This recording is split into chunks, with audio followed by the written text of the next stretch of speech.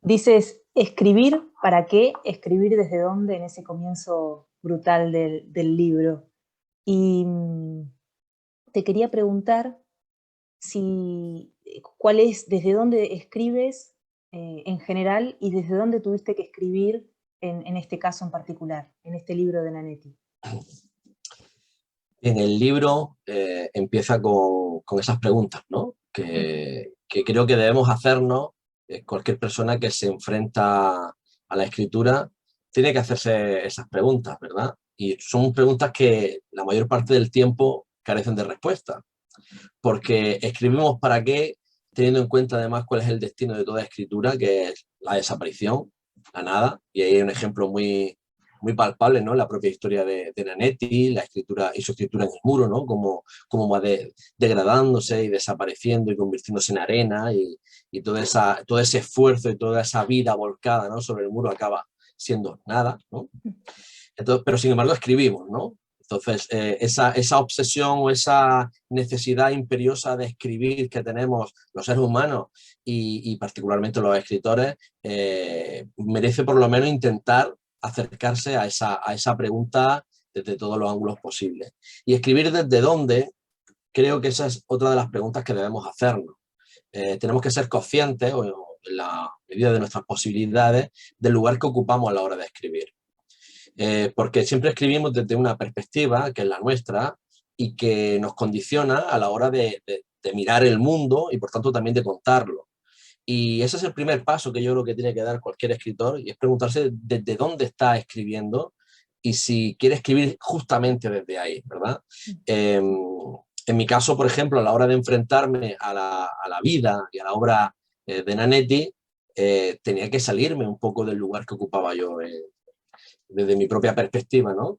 Y intentar situarme en un lugar, no diría en la misma frecuencia que Fernando Nanetti, pero sí en un lugar donde pudiera acercarme a captar, aunque fuese de refilón, algunas de esas ondas telepáticas, ¿no? De buscar ese lugar desde el que escribir para poder contar algo que está fuera de mi alcance, absolutamente, si me centro en mi perspectiva, ¿no? Y hacerlo además desde el respeto por una figura que aparte de ser un personaje histórico fascinante, espectacular, ¿no? No dejaba de ser una persona concreta, con una enfermedad mental y que entendía que mi posición de escritor que miraba ese espectáculo, hablo también en el libro muchas veces del espectáculo, de lo espectacular de la locura y cómo a veces nos asomamos a esas vidas como si fuese simplemente un teatro, un show del que disfrutamos porque estamos fuera, ¿verdad? Estamos fuera de él.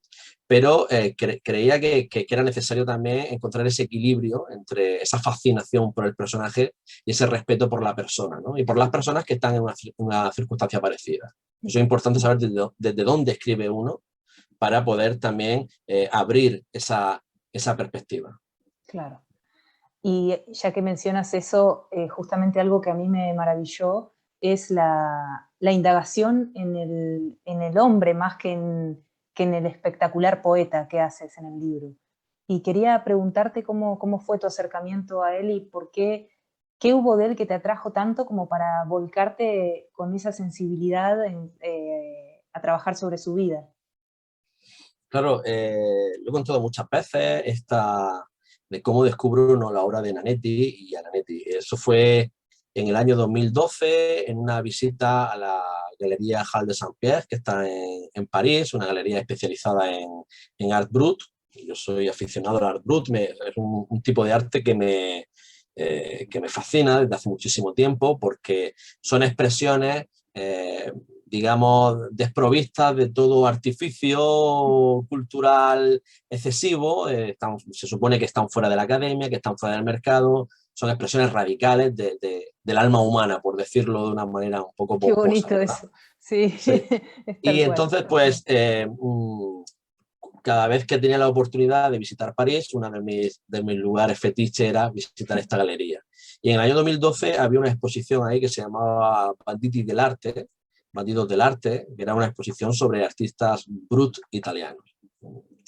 Y había muchas cosas, muchas piezas, pero me llamó poderosamente la atención,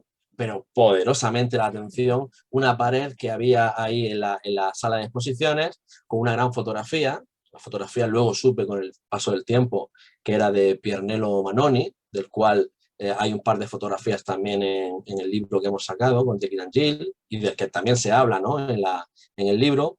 Y esa fotografía, una fotografía en blanco y negro, espectacular, de un muro de algo que parecía como una cárcel o algo muy claustrofóbico, medio en ruinas y escrito absolutamente, ¿no? Una fotografía enorme, se veía esa pared absolutamente llena de escritura. Y a mí me atrajo inmediatamente, hubo un resorte en mi cabeza que giré ahí y me magnetizó hacia esa foto, y primero desde un punto de vista estético, ¿no? Me pareció una cosa alucinante, ¿no?, lo que estaba viendo.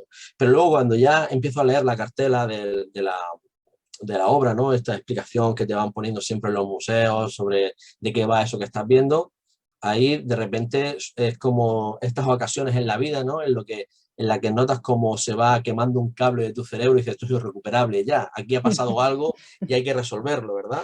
Esa historia, que descubro ahí la historia de este personaje, Fernando Nanetti, escribiendo, yo me lo imaginaba escribiendo en la soledad de su enclaustramiento, una hora y otra ahí delante del muro, ¿no?, con la hebilla del cinturón del uniforme, y me parece un libro enorme, gigantesco, inacabable, infinito, esa vastedad de la escritura en el muro frente a esa pequeñez de lo humano, ¿verdad? Y digo, aquí hay algo, aquí hay una historia, y empecé a tirar del hilo, y conforme iba sabiendo más cosas, me iba documentando, iba investigando, esa fascinación inicial, esa intuición primera, ¿no?, de que ahí había una historia y de que había ahí algo, ¿no?, de lo que yo tenía que tirar para contar otras muchas cosas, se iba confirmando y llegando a unas cuotas que no imaginaba, ¿vale? Es decir, el personaje de Nanetti me parece, como persona, como personaje, como símbolo, que nos da pie a hablar sobre muchos asuntos que a mí me han interesado siempre. Nanetti nos permite hablar sobre eso, por qué escribimos, la locura del escribir, ¿no? Nos permite hablar de la soledad, nos permite hablar de lo que las instituciones hacen con las personas muchas veces, lo que es la normalidad, lo que es la locura, quién establece esos márgenes, esos límites, cómo se trata al que es diferente. En fin, el siglo XX, que está absolutamente calando, ¿no?, toda la obra de Nanetti y toda su figura. Conforme iba tirando del hilo, el hilo cada vez era más múltiple, y estaba tejiendo algo que sabía que tenía que al final darle forma, tenía que escribir sobre eso. Yo tenía muy claro casi desde el principio, digo, al final acabaré escribiendo sobre Nanetti. Y bueno, al final todo acaba en ese viaje que hago en 2018 a Volterra, al manicomio, para estar in situ, ¿no?, y para cerrar ese ciclo de esa experiencia de investigación en torno a la figura de Nanetti y su muro, y bueno, todas estas cosas añadidas, ¿no?, de la historia de la escritura, historia de la locura, etcétera. Y tengo esa necesidad para cerrar esto, tengo que ir allá, ¿no?, a Volterra, a Italia, y bueno, ya se hizo. Interesante.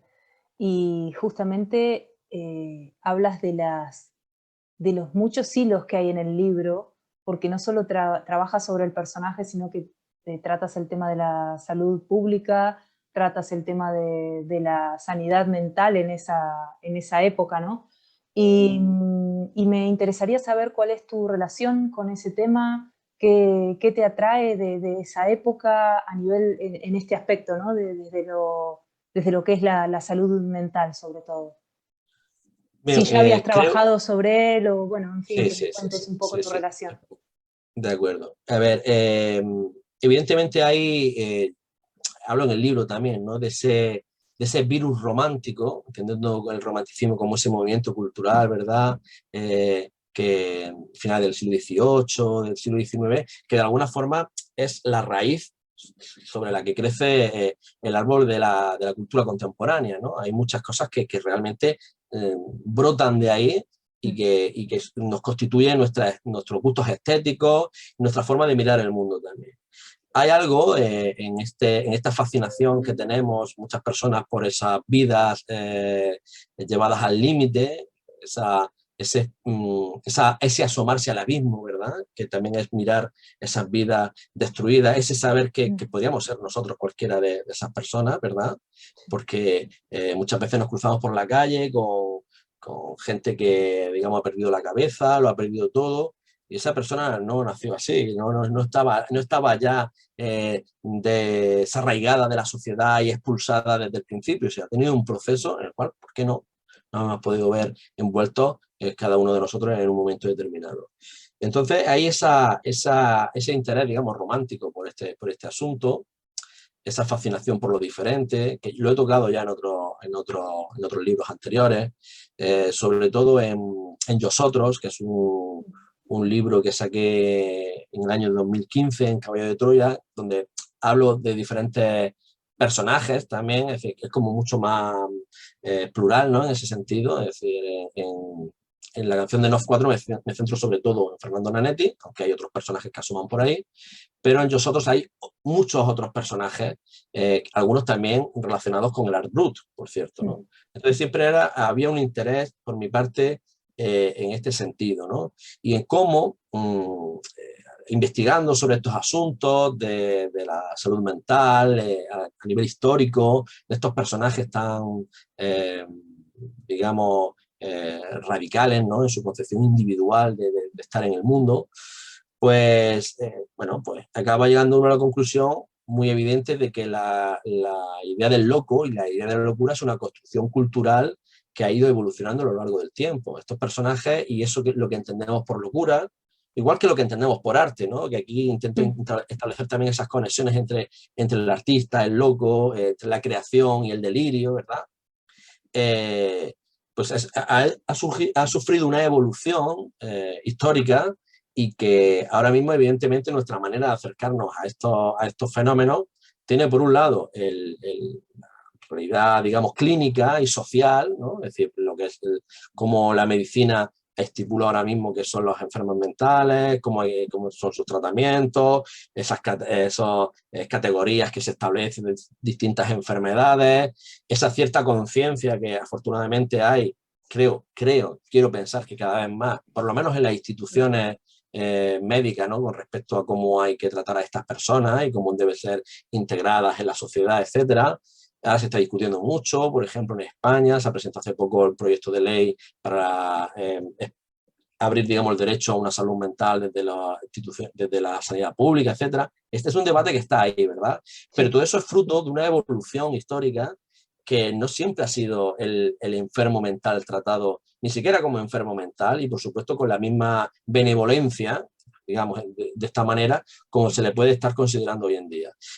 Precisamente en la época en la que Nanetti le tocó vivir la mayor parte de su vida, era una época en la que todavía no habían llegado estas reformas, digamos, promovidas por este movimiento antipsiquiátrico, ¿verdad? Que hubo fundamentalmente en los años 60, finales de los 60, y que en los 70 consiguió que, por ejemplo, cerraran el manicomio donde Nanetti estuvo ingresado, ¿no? Pero antes de eso, lo que teníamos eran, y particularmente la figura de Nanetti fue encerrada durante un montón de años en un manicomio penitenciario, ¿vale? Que el único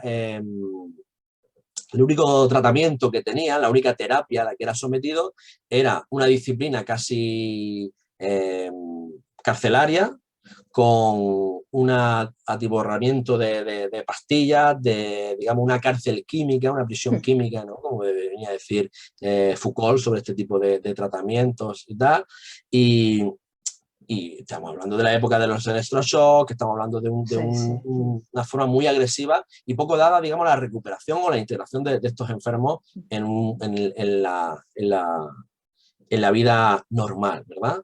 Entonces, a mí me parecía que era algo sobre lo que había que escribir y que había que darse cuenta que esto había pasado. Es decir, muchas veces este tipo de personajes o este tipo de personas que no concuerdan con lo que estima la sociedad o el poder o como lo que es normal o que está en esa centralidad de lo que debe ser el ser humano, son arrojados a los márgenes, pero además son absolutamente maltratados, son castigados, se intentan borrar. Y esto le pasó a Nanetti. Me parece muy importante porque Nanetti es un ejemplo de muchos miles de personas, ¿vale?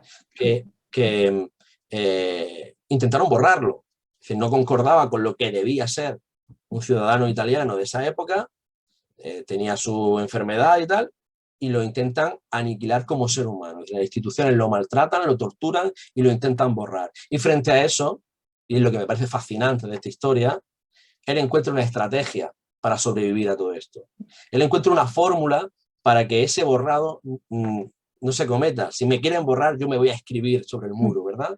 Y entonces es una manera que me pareció increíble, ¿no? Que tenía como una resonancia simbólica, mítica, mitológica, de todo tipo, que se podían sacar muchas lecciones literarias e incluso, ¿por qué no?, vitales de esta historia de Ranetti. Sí, es que precisamente lo que planteas en el libro es cómo él, a pesar de esa violencia que recibe por parte del sistema, consigue perpetuar su propia identidad a través del muro, y eso es realmente fascinante. Pero me pregunto cómo, como escritor, ¿de qué manera puedes acercarte a una vida tan dramática y tan devastadora como la suya y que eso no repercuta en tu propia salud mental o en tu propio ánimo? Claro, bueno, la cuestión es que el grado de transferencia, ¿no? Hablamos de términos psiquiátricos, como esto que decía Jung también, ¿no? De la transferencia, el paciente, ¿no? Que a veces el terapeuta acaba contaminando de alguna manera de su neurosis y todo eso. Hombre, algo se da y algo se busca también, ¿no? Porque evidentemente la idea que yo tenía a la hora de escribir este libro no era solamente contar la historia de Nanetti, no era solamente mostrar un acontecimiento artístico muy relevante y esa fascinación que yo podía tener con él, sino yo quería que el lector pudiera acercarse, aunque fuera mínimamente, a ese estado, no diría de conciencia, pero sí a ese mundo diferente, a ese mundo casi mágico que nos propone Nanetti. ¿Vale? Entonces tenía que ser una escritura y un acercamiento a esa escritura que no tenía que ser lineal, que no tenía que ser cómoda, que debía explorar distintos márgenes literarios, cruzar géneros, establecer muchas conexiones a través del lenguaje poético, muchos puentes entre diversas realidades, que era precisamente lo que proponía Nanetti en el muro. ¿Vale? Nanetti lo mismo te está escribiendo en el muro un listado de materiales, de minerales que él ha supuestamente extraído en diferentes planetas del sistema solar, de repente se te pone a hablarte de los lanzamientos de misiles nucleares que ha detectado que van a pasar dentro de 4 años y te cierra con un fogonazo poético tremendo que te desarma una página de esas que escribe, ¿no? Y todo eso responde a un universo que él dice que está fuera, ¿verdad? Que le llega a través del sistema mental telepático y que él simplemente es como una especie de medium, ¿verdad? Que capta la señal y transmite, pero en realidad es su mundo. Es su mundo y es nuestro mundo, porque claro, todo lo que hay ahí también es la forma que él tiene de sublimar o de digerir o de aceptar o de encajar el mundo en el que vive. Y todas esas referencias que estábamos hablando de la Guerra Fría, de la guerra nuclear, las referencias a la religión, las referencias a la sexualidad, todo eso es lo que hay en el mundo y él, desde su posición, desde ese escribir desde dónde escribe Nanetti, ¿no? Ese es un gran misterio también, pero el resultado es algo que para intentar acercarse a esa frecuencia, pues requería, por mi parte, digamos, una operación de riesgo, una operación de riesgo estético y también de intentar, pues bueno, no, digamos, no dejarme llevar en exceso por la empatía, o no sería la palabra empatía, sino por esa transferencia de la que hablábamos antes, ¿no? Porque podría ser peligroso, pero sí intentar ponerme no en su lugar, porque es algo imposible, pero sí conectar con esa frecuencia, con ese sistema, ¿verdad? Con esas ondas telepáticas que pudieran estar ahí, o o por lo menos acercarme. Por eso digo que fue muy importante para mí, en ese sentido, para cerrar todo esto, incluso para encontrar el tono del libro, mi visita a Volterra y cuando estuve delante del muro y pude, de alguna forma, como respirar y darle forma a todo eso, porque yo ahí también creé mi propio mundo en relación a ese muro, ¿no? Creé mi propia frecuencia, ese propio sueño pero despierto allí. Tuvo un momento, no sé si definirlos como de arrebato místico, pero casi, ¿no? En el patio, en soledad, en el patio de Ferri, donde delante del muro durante horas que me pasé. Hablas de cómo el lenguaje muta y va tomando de alguna forma el control en Nanetti, ¿no? Y me pregunto si te ocurrió lo mismo. Evidentemente, por lo que me estás contando, algo de eso hubo y habrás tenido que poner ciertos muros para evitar que se te desmadrara todo, ¿no? El discurso. Bueno, siempre la escritura es eso también. La escritura es desbordar y contener. La escritura es escribir y borrar. No hay... ahí pasa una cosa que, claro, cuando dice el lenguaje toma el control, supongo que a todas las personas que están en un proceso creativo, escritores o sean más profesionales o más aficionados o que hagan, que pinten, lo que sea, siempre hay un momento en el que la obra toma el control de la situación. Es decir, que uno, cuando está escribiendo, tiene el control, pero de repente se ve en un estado como de arrastre, ¿verdad? Por el propio texto y parece que el texto va surgiendo por sí mismo y de repente uno se fascina con la propia escritura diciendo, ¿de dónde ha salido este hallazgo que acabo de... Esto no estaba en la planificación que tenía aquí, donde yo me quería escribir de esto, tal. De repente aparece una imagen o aparece algo y te aparece la escritura. Evidentemente, eso requiere una técnica, requiere muchas cosas, pero es un momento en el que uno es consciente de que la escritura está a veces por encima de uno mismo, ¿verdad? Claro, la figura de Nanetti es un caso extremo de todo esto, de todos estos procesos creativos en los que los creadores, digamos, nos vemos inmersos. Lo de Nanetti es eso, además, catalogado clínicamente, como lo quiera llevar, pero Nanetti evidentemente sufrió un rapto, ¿verdad? Un rapto de lenguaje y a partir de ahí se ponía a escribir. Eso en mayor o menor medida nos pasa a todos los escritores, ¿verdad? Y efectivamente el lenguaje, como decía William Burroughs, es un virus. Es un virus que se nos mete dentro y a veces toma el control, ¿no? Y bueno, la cuestión es que el lenguaje toma el control, pero luego nosotros corregimos, al final lo que sale publicado es lo que tú quieres, no lo que quiere el lenguaje. Pero en la escritura, en el proceso creativo, evidentemente, hay momentos en los que uno no es dueño de lo que escribe. Me gustaría preguntarte en qué género ubicas el libro, porque de alguna manera es una mezcla entre narrativa, poesía y tiene mucho de terror también. Hay ciertas escenas que dan un poquito de miedo. Y me pregunto si te lo planteas, si te haces esa pregunta y si tiene una respuesta específica. Bueno, a ver, el libro tiene muchas cosas. Lo hablaba antes, ¿no? De cómo hay una voluntad precisamente de mezclar, de impureza, ¿verdad? Yo siempre me gusta decir que la pureza es algo tóxico, ¿verdad? La pureza ideológica, la pureza artística es como mínimo algo empobrecedor, ¿verdad? Siempre soy partidario de la impureza. Y en mi obra en poesía, yo tengo muchos libros publicados de poesía, también, pero sobre todo la obra en prosa tiene esa voluntad de mezcla, esa voluntad mestiza, ¿verdad? ¿Cómo le llamaría? ¿A qué género pertenece la canción de Nos 4? Pues no lo sé, sinceramente, tampoco creo que sea importante. Es importante para que los libreros sepan dónde colocarlo en la librería y para que, una cuestión racional, ¿verdad?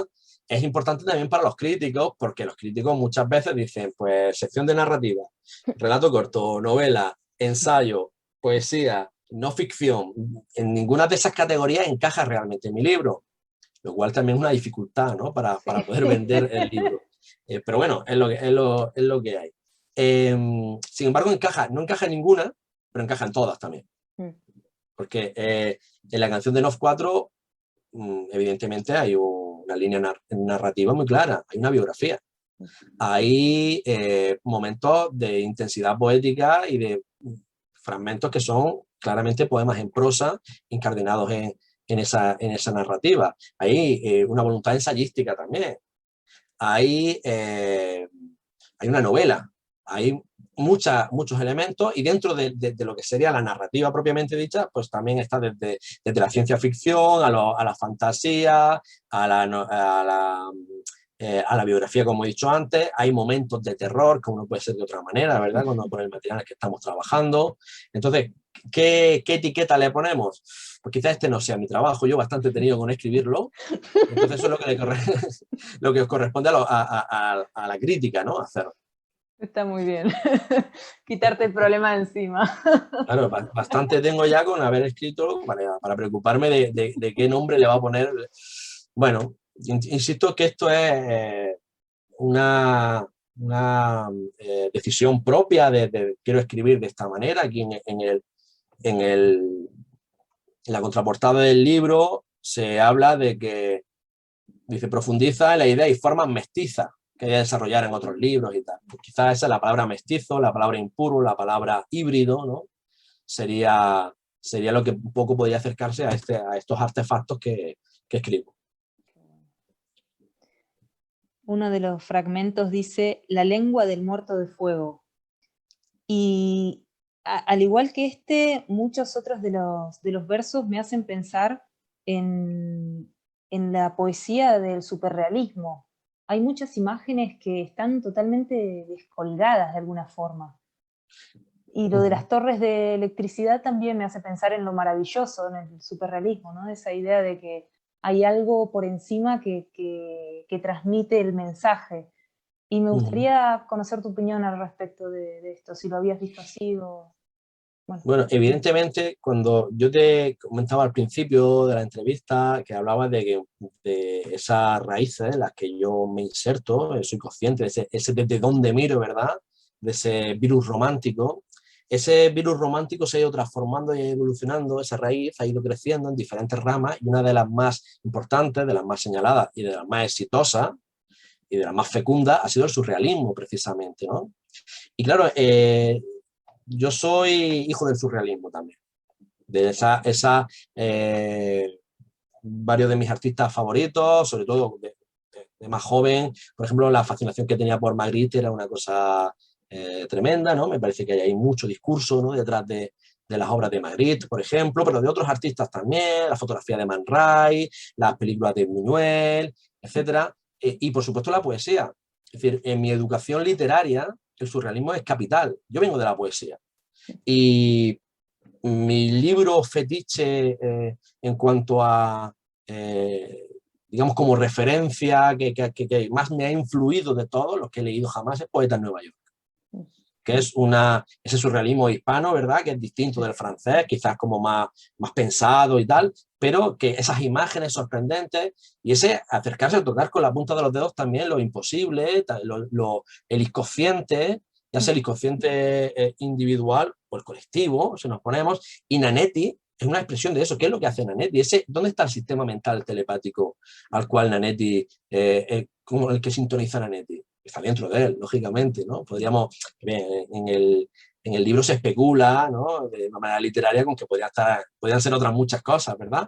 Pero en el fondo es su propio interior. Eso es una demostración clara de muchas de las teorías del surrealismo, ¿no?, de esa escritura automática, de esa búsqueda del irracionalismo, etc. Y como a mí estéticamente y incluso, bueno, a la hora de mi propia producción, ¿no?, como poeta y tal, es una cosa que me ha gustado muchísimo. Evidentemente también lo veo ahí, también me parece que es un triunfo. Y tú, cuando hablabas de la lengua del muerto de fuego, es que insisto en que una de las cosas que me parecen fascinantes de Nanetti es como en mitad de todo ese caos y el grandes listados de familiares, esa locura, ¿verdad?, que parece que lo envuelve todo, esas obsesiones que él repite una y otra vez en el muro, de repente aparecen chispazos de una altura poética, de un calibre poético fuera de lo normal. Entonces estamos hablando de un personaje que es capaz de llegar estéticamente, también, aparte de esa historia, ¿no? De todo lo que hay detrás y tal, de lo espectacular, es que poéticamente puede tocar fibras que pocos poetas pueden hacerlo, ¿no?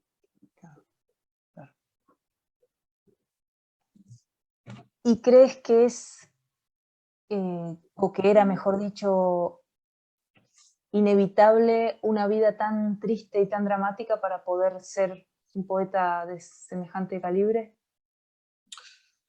Pues no lo sé si era, evidentemente lo fue. Sí, el pasado no se puede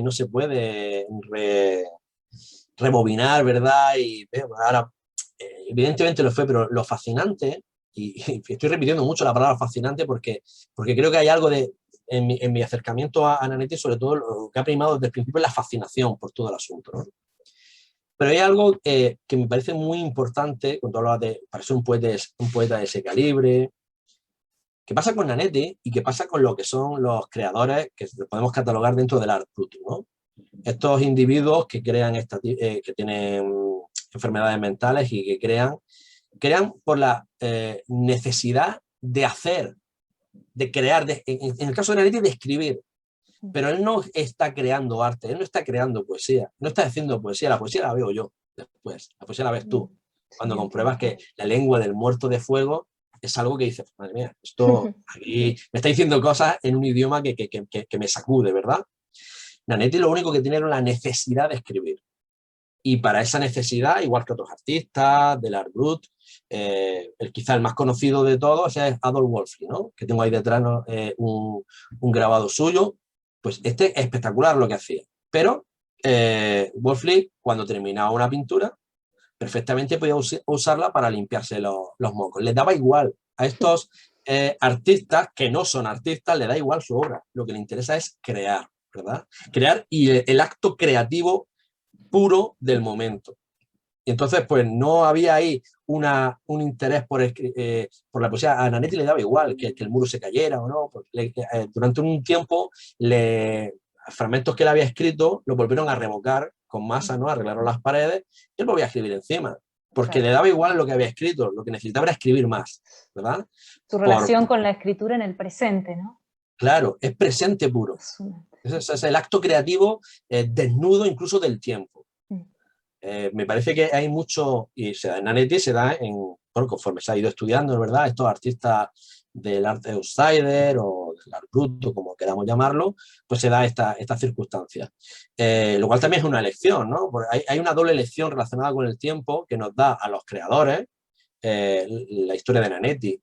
Primero esa de que Nanetti y estos creadores desprecian su propia obra terminada, ¿no? Que es como para nosotros, como, ojito, mi libro, ya por fin lo he terminado, quiero que todo el mundo lo disfrute. A él le da igual, el público no lo hace para un público, no lo hace para comunicarse con nadie.